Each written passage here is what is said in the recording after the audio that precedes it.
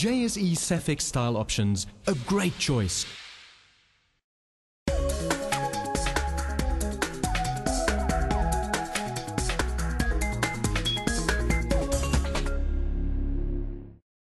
Welcome back to Wealth and Wisdom. I'm here with Vic De Klerk, and we're talking about the Kubus milk scheme and how it all turned sour. So, Vic, you're saying that there were students all across the country getting involved, little syndicates of people doing it. You also mentioned another guy who used to be in government who is quite a meticulous guy. Yes, I visited his, let's call it factory in Pretoria. He actually turned his double garage into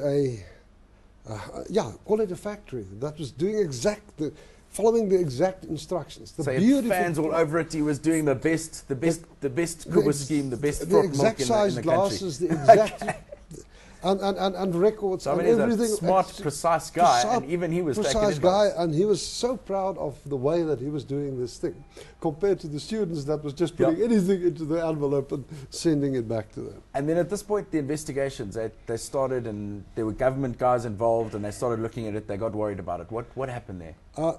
Eventually, the Department of Trade and Industry looked at the business practice, and they called it an unhealthy business practice. It was never used. The name Ponzi scheme was never used. Yeah. It was exactly a Ponzi scheme because it was taking the money from you to pay me for my useless envelopes, or even my own money to pay me back for my useless envelopes. It was a Ponzi scheme, but I don't think it was ever called a Ponzi scheme. This Department of Trade and Industry closed it back. And people were, of course, very upset about that. They said, no, it's the government have stopped this magic wealth recipe. It's a conspiracy against the people. Yeah.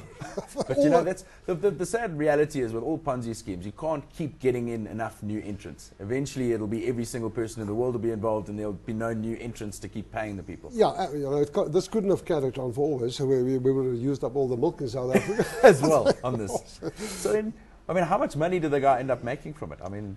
Yes, unfortunately, I don't want to say this, but he eventually went to jail. But when the government closed down this scheme and they appointed receivers, the first thing they did was to go to Volkskas at that stage at Garys, that was the bank that he was using, to have a look at what it was. And there, surprise, surprise, there was another still 60 million in the bank account. Wow. At Garys. Now, I mean, this is in the 70s. When is it? The 70s. Late 70s. So, I mean, it's 60 million rand. That's like 600 million rand now. I mean, at least with inflation. I think it was the biggest deposit that bank ever had. It was Volkswagen's biggest customer in the whole country. Much certainly than the Bakwala. I mean, it's like going in with a cash there. I mean, it's a serious operation. Now, what happened to these envelopes? I mean, what did he do with them? Well, in one of the pictures in the Huisgenoot, they showed how he was shredding them. Okay. And that is to refill the little buckets of flour. Okay. So he didn't even take them out the envelopes. He just re-shredded them, put them in. You couldn't take them out of the envelope. It was stuck together. You can try it at home. You can't take it out. You shred the whole lot and you make a new parcel and then you send it off to the next chap. and I think the remains must have been some compost in some... So what lessons can we draw from this, Vic? You're going to be caught because... There's a good salesman behind it. It's a good idea, and it's cheap. Was 1,000 rand. Yeah. And it's quick money for people that are gullible. Yeah. Right. And then, of course, going to church on a Sunday, all right, and everyone else is making money, and you're not part of this whole thing. You're going to feel like an outsider. Yeah.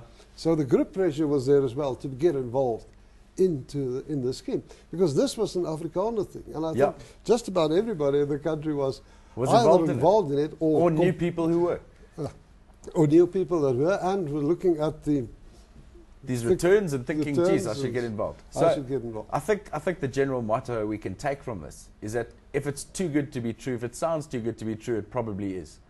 And the other thing you were saying is it's the simple ones. It's always the simple ones. It's the simple ones you got to watch out for. Yeah. So, thanks to my guest, Vic De Klerk, for walking us through a failed Ponzi scheme of the 1970s. Next week, we'll be talking about another failed investment scheme, the ShareMax debacle.